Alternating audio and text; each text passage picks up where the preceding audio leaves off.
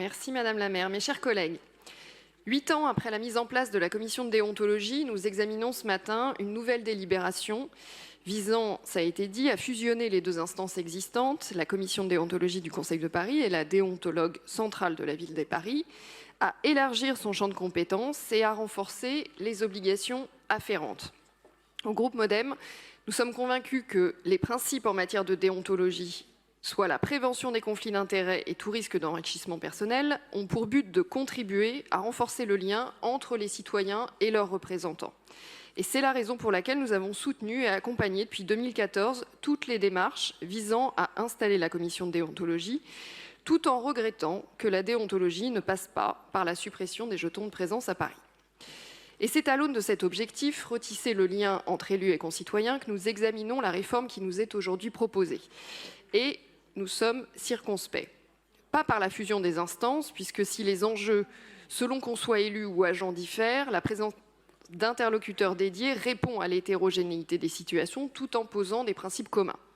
Pas sur la qualité du travail de la commission de déontologie, même si nous continuons de regretter que le choix des membres de la commission de déontologie ne fasse pas l'objet d'une discussion au sein de notre Assemblée pour éloigner toute critique. Il ne s'agit pas là de remettre en cause leur indépendance, simplement de créer les conditions nécessaires pour qu'elles ne soient pas remises en question.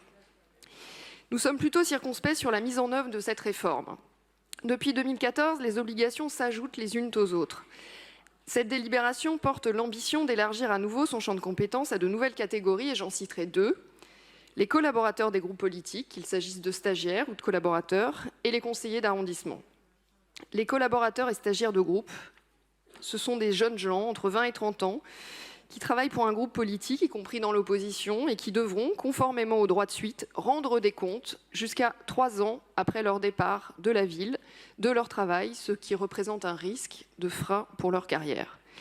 Les conseillers d'arrondissement, d'autre part, rappelons qu'un conseiller d'arrondissement d'opposition non seulement ne perçoit aucune indemnité, mais n'a aucun moyen pour exercer son mandat. Mais on lui demande désormais, 2 ans après son entrée en fonction, de procéder à ces déclarations. Alors cet élargissement nous interroge. Nous entendons l'argument selon lequel les intégrer dans le dispositif de déontologie pourrait les protéger, mais dans l'immédiat, ce sont surtout les freins que nous identifions. Les obligations doivent s'accompagner de moyens, sans quoi les règles édictées s'apparentent à une succession de bonnes intentions que personne n'est en mesure de contrôler. Raison pour laquelle nous voterons l'amendement du groupe Changer Paris, présenté à l'instant par Daniel Georges Courtois, demandant à ce que les liens d'intérêt dans le cadre de l'examen de centaines de délibérations à chaque conseil puissent être identifiés automatiquement par les services afin que l'élu concerné puisse en tirer les conséquences et se déporter le cas échéant. Alors que nous examinons ce texte, posons-nous la question de son efficacité, de l'efficacité du dispositif. Depuis sa création, la commission de déontologie a-t-elle permis de renforcer le lien entre citoyens et représentants? A-t-elle atteint son objectif de ce point de vue? C'est bien la question centrale et à l'aune de laquelle nous devons inscrire notre action. Et malheureusement, Madame la maire, nous ne partageons pas votre optimisme.